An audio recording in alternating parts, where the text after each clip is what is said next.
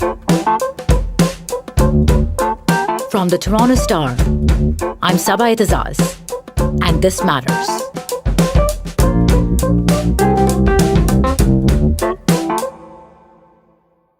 If you thought only people could be racist but not computers, you might have to think again.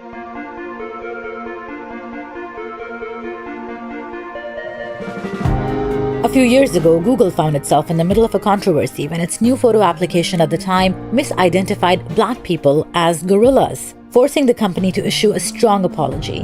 And a few years before that, Taiwanese-American Joss Wang showed that whenever she tried to take a photo of her Asian family, her Nikon camera would pop up an error message asking if they were blinking. Last week, IBM stopped working on its facial recognition technology, and other big tech giants like Amazon and Microsoft announced a one-year moratorium on selling their systems to police departments. This is 2 years after researchers and human rights advocates called out the gender and racial biases embedded in commercial face recognition systems. These are just a few random examples among many, but they raise an important question. Are these just inevitable glitches that come with tech innovation, or are they symptoms of deep structural racism? So, in today's episode, I talked to Charlton McIlwain about whether technology is out there to liberate and empower us or to control people, and what is the historic legacy behind it. I'm joined now by Professor Charlton McIlwain, who's the Vice Provost at NYU. He also teaches media, culture, and communication there, and he's the author of the book Black Software, The Internet and Racial Justice from the Afronet to Black Lives Matter. Thank you so much, Professor McIlwain, for joining us today. Thank you. We're very good to be here. Let's start with the history of the issue of race and technology.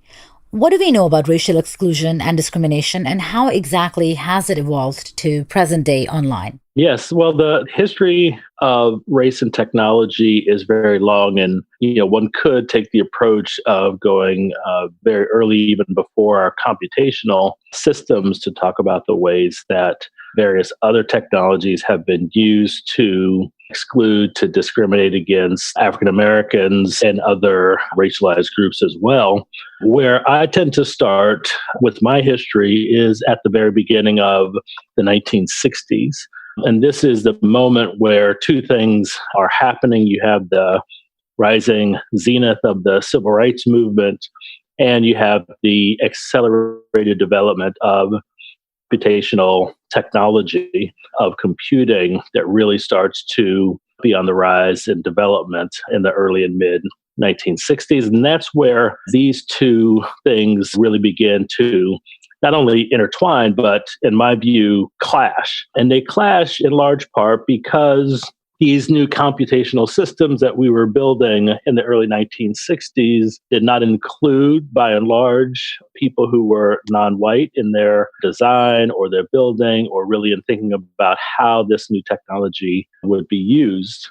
Largely because of that, the technology, computing technology, started very early on becoming used to thwart what folks in power saw as a national threat, a national problem. And that problem was very specifically Black people who were at the time protesting in the streets, protesting in the halls of Congress, trying to fight for their rights. So I point to really in 1965 when President Lyndon Johnson faced what he called the national crime problem, when he identified that problem as largely an urban problem facing or promulgated by Black people and other non-whites that were primarily living in urban areas of the country. And he asked a group of technologists to use the new computing technology to find a solution to this crime problem. And the result of that was new computing technologies that were designed to target and ameliorate the threat that Black people posed to the system, technologies that were used to surveil and to predict and really initiate this thing that we know now and call predictive policing, that had its origins and start there in the mid 1960s. Right. I actually want to talk a little bit more about that because these are the things that we are talking about right now. But you're saying there's this historical context there going all the way back to the 60s. And you're talking about the links to predictive policing that are there today. Can you talk to me more about a company called Simulmatics Corporations during the 60s, which is written about, and how it was used during elections and during the racial tensions of the 60s, and how this might be seen as a foundation of what we see today in terms of racial profiling, algorithms, and data collection, and basically racially targeted surveillance? Absolutely. So, it will come as no big surprise today when we look back on a company like Simulmatics, which today is quite normal, and we would just call it behavioral research or behavioral social science. But it had its start in the early 1960s when, with new computing technology, we were able to aggregate data and information and use that data to help predict outcomes, and not only predict outcomes, but to then steer them. And so this was put to a test in 1960 with the presidential election, where Ithiel de Sola Pool, who was a professor at MIT, political scientist, came up with this method for predicting the outcome of the election, went to the Democratic Party then and said, hey, I've got this new method that I think will help John F. Kennedy's election hopes. And they hired him on, founded this company called Simulmatics. And its work was to aggregate polling data from the previous elections, use that to identify and predict how voters will vote, what issues mattered, and use that to steer the policy message that John F. Kennedy made throughout the country. They were successful in doing that. And then several years later, when we're in the middle of this, what folks call the larger crime problem epidemic, there were riots, protests, various forms of uprisings happening throughout Black communities across the country. And so the government then called on Simulmatics once again to do its work. And that work was really about kind of a surveillance project. They sent folks from Simulmatics into communities where riots had taken place. They interviewed people. They tried to understand who was talking about what to whom, how the riots got started, who spearheaded them. They collected lots of data, not only about what people were doing, but their behaviors, who was buying gas, how many people were coming through toll booths in and out of the city. And they aggregated that data. And what they wanted to do was to then try to, if you will, decapitate the heads, the leaders of these uprisings and make it such that they could not ever happen again. And so that was sort of a format in which this new sort of way of thinking about data was used in the service of surveillance, community surveillance, racial surveillance. And what we've seen from that point in time up to now is simply a perfection of methods, as it were, as our computational systems have advanced and become more sophisticated. So in a way, this is the baseline for how the relationship between technology and law enforcement in the context of Black people and other racialized communities being targeted over the years. This has been the framework for that. Yes, absolutely. I always go back to a story a couple of years ago now, where it was reported, I think it was The Intercept had come up with an investigative report that showed that the NYPD had shared its surveillance system, its camera system from across the city with IBM, who was working to develop a facial recognition system that would identify and target criminal suspects based on the color of their skin. And the report, basically hinged on the problem that this entailed, that it was happening.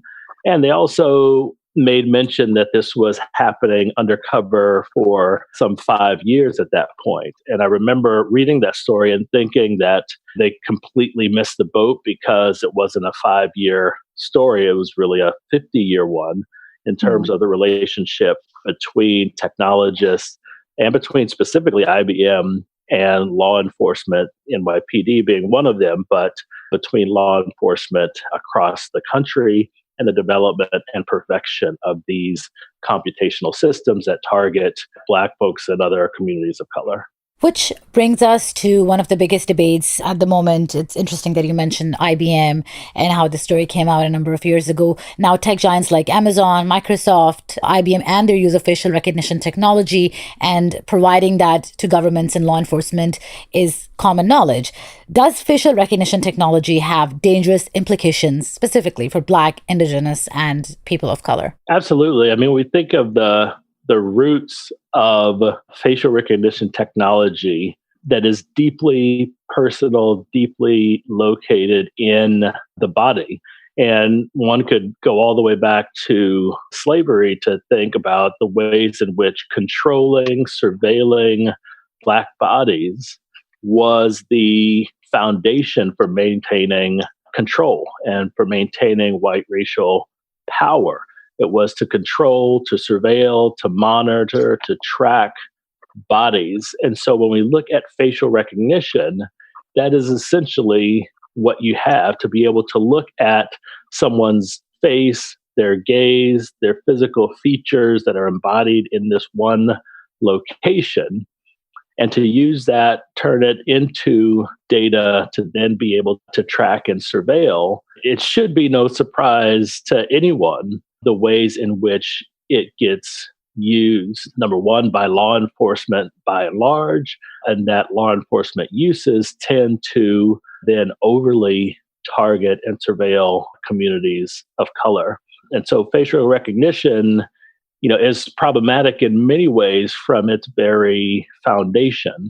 And it's only by understanding our history, our racial history in this country and really throughout the world, that one can see the direct correlation and likelihood that facial recognition technology would by and large be used for law enforcement purposes. And there's so much coming out about this now. An MIT study in 2018 first spoke about the gender and racial biases embedded in the system. Just talking about IBM's system, for example, they found it was almost 35% worse at classifying for dark-skinned women than light-skinned men. Yeah, the technology itself has been shown over and over again to be deeply problematic. The way it encodes biases in terms of skin color, skin tone, eye color, hair, and the ways then in which it misrecognizes people of color. And so one can imagine then in a law enforcement context that there is a problematic where folks who may not be the subject or perpetrators of criminal acts get misidentified and therefore pulled into the criminal justice system. But I think it's important to recognize and realize that really, for me, is not the issue.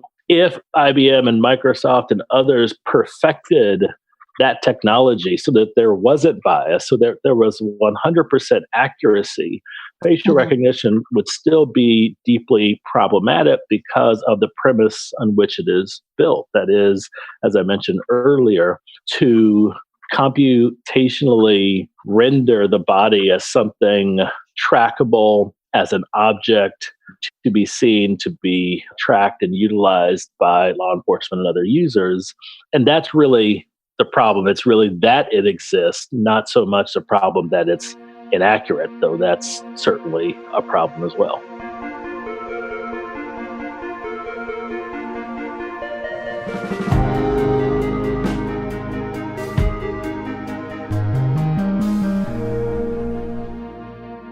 So what does it say to you about this moment in history that we're seeing that IBM has stopped working on this technology while Microsoft and Amazon have also imposed a short moratorium on selling this technology to police departments? So is this an admission to what researchers like yourself have been saying all along, that we have a big problem when it comes to this technology? Yes, and there are many others beyond me and before me who were sounding the warnings that really went unheeded. And developers and so forth at these companies and others developed this technology well knowing how it was being used, well knowing what relationship those companies and these technologies have had historically with law enforcement. people knew that law enforcement at every level, state, local, federal, international, would be one of the primary users of this technology. And so, while I give some credit to these companies for taking a pause, I think it is a pause that is very much guided by the moment, which is the pressure that has been exerted not only by academics, scholars, technologists, but activists and members of overly policed communities who understand and are really making their voice known about the ways in which all policing and all police technologies have criminalized whole communities of people with devastating impacts. And I think we'll really learn the full reach and scope of motivations of these companies to pause this technologies by how far and how long that lasts. Also, there's other aspects to technology and how it plays out into racialized issues. What role do you think technology has played in what we're seeing happening currently in the wake of George Floyd's death and Black Lives Matter's protests that have reignited? Yeah, I think you see, a lot going on from all sides and with various sorts of technology that are implicated. On the one hand, you have the resurgence of the very visible Black Lives Matter movement, which, we saw really rise to the fore in 2014, 2015, 2016, and then sort of die down in terms of its public attention or attention, at least in the media landscape. And then its resurgence now in the wake of George Floyd, Breonna Taylor, many others who have tragically been killed by police in just these last few weeks and months.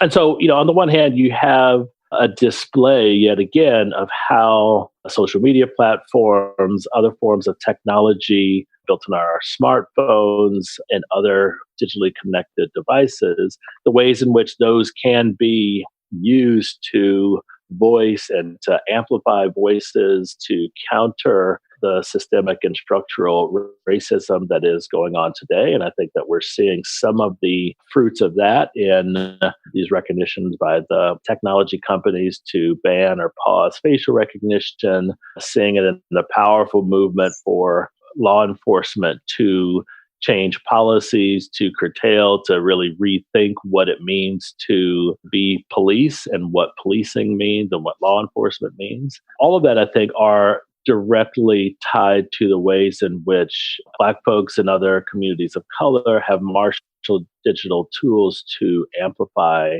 their voices. On the other hand, we know very well that those same tools are in the hands of others. Communities of color, individuals of color, by and large, do not own these technologies, don't own these platforms. And so we are at the whim of their dictates. So the same tools that activists use to amplify their message are the same tools and platforms that law enforcement use to surveil and track suspects, to find people who are protesting, days later, to be able to go back to social media posts and identify suspects of potential violence or alleged violence during some of these protest moments. So it's a back and forth, a give and take, in which it's really a matter of technological power, of racial power. And so our technology is really following the pathway of our politics, our racial politics, and so forth. And I think that puts it on very shaky ground, meaning we know who always wins that game. Power always finds a way to sustain itself. And I think in many ways, that's what we're seeing unfold. And that's a large part of your book, Black Software, as well. It speaks about technology being used to surveil and marginalize Black communities. But as you've explained, it also has been leveraged for activism. So on the one hand, it's linked to control and exclusion, but it's also a way for Black Americans and other marginalized communities to get around gatekeepers, like mainstream media, for example, by creating digital activism, such as in the Black Lives Movement that we're talking about. So can you speak more to those two sides of the relationship? You're talking about the power balance here. How can we harness this power, this technology, to actually leverage it better for racial equality and social justice? Yeah, that's a big question that I don't know that I have the answer to. What I can speak to is that when we see both sides of the same coin through a historical lens, what we see is a constant back and forth where technologists who are owning, designing, controlling the uses of these technologies are doing so sometimes explicitly, sometimes implicitly and inadvertently in ways that negatively impact communities of color.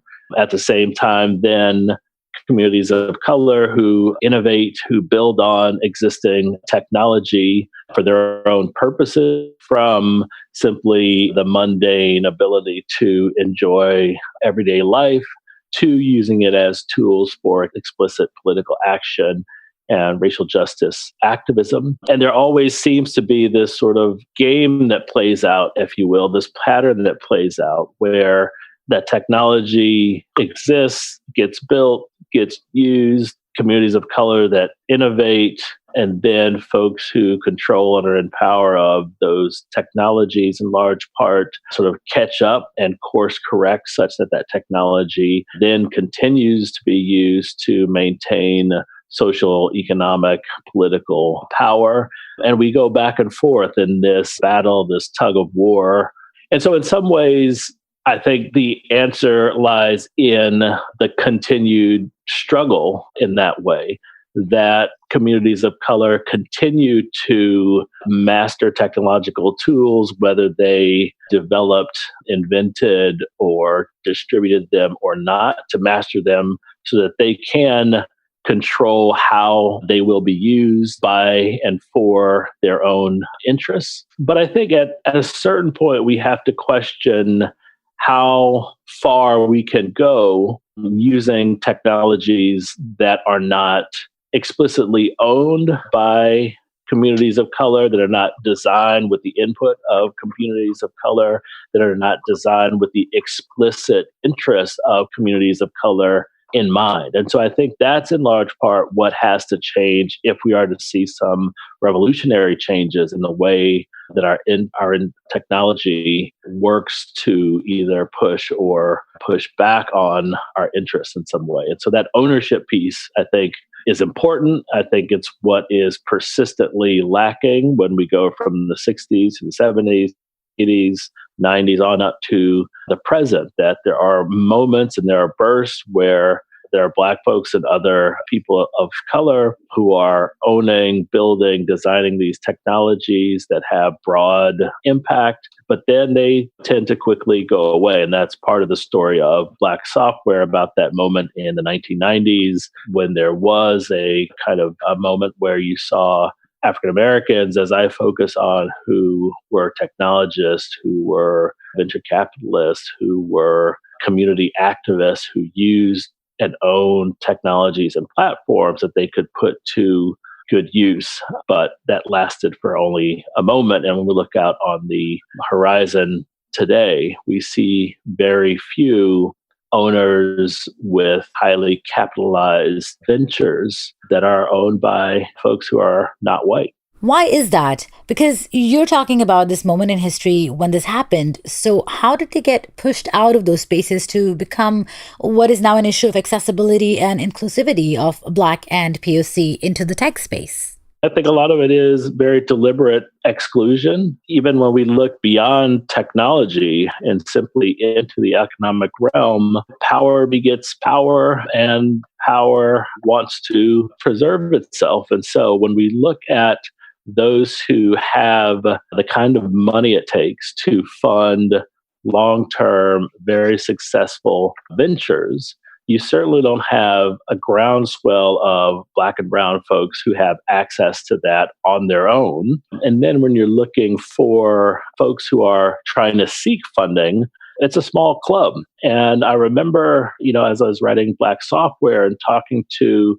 very successful technology platform owners, Black owners in that day, and asking them what's the difference between the 90s and the early 2000s and now. And they talk about simply the lack of access to capital and really the lack of access to the networks where that capital and wealth resides. And so you have perfectly great technologists, people who are Harvard educated at very elite schools, at the top of their game, at the top of their craft in terms of being scientists, engineers, and so forth. But they could not break into those circles of people who said, here are millions or several of millions or even more dollars to back your new venture. And so it's that lack of the ability to break into those networks, which have traditionally been very small, very insular, and very white. And that remains to be the reason why you see very few, relatively few technology companies that are commercially successful. Thank you so much, Professor Charlton McIlwain, for talking to us. You've been extremely insightful. Absolutely. Great to be with you. Thank you. That was Charlton McIlwain, professor and vice provost at New York University, and also the author of the book Black Software. That's it for today. Thanks so much for listening. This Matters is hosted and produced by me, Saba Eitizaz, Adrian Chung, and Raju Mudhir. Produced and mixed by Sean Pattenden, and our director of programming is JP Fozo. Our show theme music is by So-Called, and our episode music is by Mike DeAngelis. We want to hear what stories matter to you. Please send us comments, questions, or ideas to thismatters@thestar.ca. Please consider supporting the journalism the Toronto Star newsroom does at thestar.com. And don't forget to subscribe to This Matters on Apple Podcasts, Spotify, or wherever you listen to your favorite podcasts. Let's talk soon.